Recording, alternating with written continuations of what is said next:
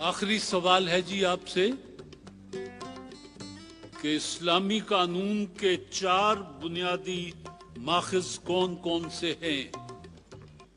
کلمہ، ہاں کلمہ، جی آپ سے پوچھ رہا ہوں جی۔ اسلامی قانون کے 4 بنیادی ماخذ ہیں اور یہ ہیں: نمبر 1 قرآن مجید فرقان حمید، ایک ماخذ، سب سے بڑا ماخذ قرآن مجید ہے، پھر سنت رسول صلی اللہ علیہ وآلہ وسلم، یہ دوسرا ماخذ ہے، پھر قیاس ہے، پھر اجماع ہے۔